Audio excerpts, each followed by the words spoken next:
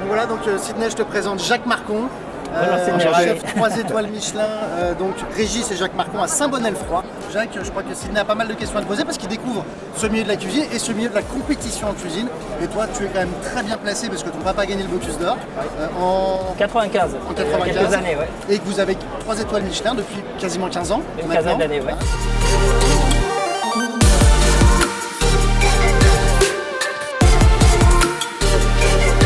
J'ai envie de dire, on est en mode compète. Et voilà, dans le sport, ça paraît logique, la compétition, c'est un truc, c'est inné entre guillemets. Mais dans la cuisine, comment on se prépare à la compétition? C'est de l'entraînement, c'est de la préparation mentale, ça régit quoi en fait? C'est tellement devenu pro, c'est qu'il y a le mental qui joue beaucoup. Ils ont des coachs pour le mental, ils ont des kinés, ils ont des designers qui travaillent pour eux, des cuisiniers bien évidemment. La Suède, la Norvège, ils ont 10 personnes à l'année depuis 1 an qui se préparent qu'avec eux.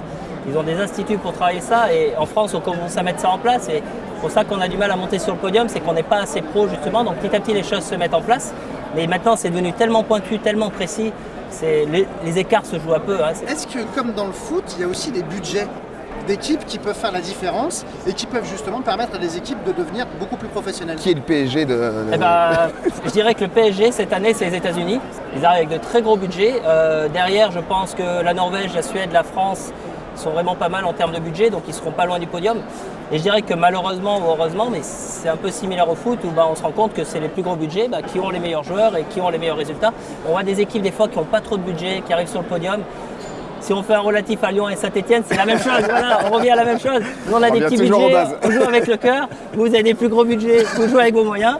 Mais voilà, l'important c'est de se faire plaisir sur le terrain ou en cuisine. Ça fait donc presque 15 ans que vous avez 3 étoiles au Michelin.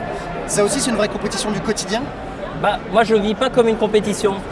Si tu compares à un compétiteur, au niveau ça dure 10 ans, 15 ans maximum. Et après on fait des métiers avec un peu moins de pression. Nous faire de la compète pendant 40 ans, on y laisse des plumes au niveau familial, au niveau de santé. J'ai pas envie de le vivre comme une compète. Malgré tout ça, il y a des jeunes chefs qui arrivent, vous en prenez plein la gueule quand vous allez manger chez eux. Tu dis putain, là, lui il est meilleur que moi sur tel plat. Faut pas être nombriliste de dire je suis le meilleur, pas j'ai 3 étoiles. Génial. Et dernière petite question, comment ça se passe pour le... Non mais parce qu'il fait le tournoi des chefs chaque année. Vous l'organisez même? Le tournoi des étoilés, on l'a organisé à l'Etra il y a 6 ans. Est-ce que vous avez gagné? On a fini en finale, on était en finale cette année, on a perdu contre Seine. Non, on a gagné Paul Bocuse en plus, on a gagné. Non, mais c'est le tournoi des chefs.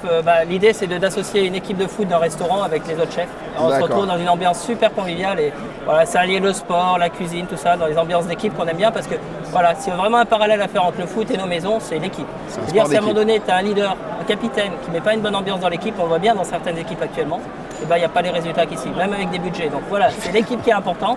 Je parlais pas de Lyon, je parlais du PSG. Non, mais voilà, donc j'ai pas pris pour nous. On est d'accord.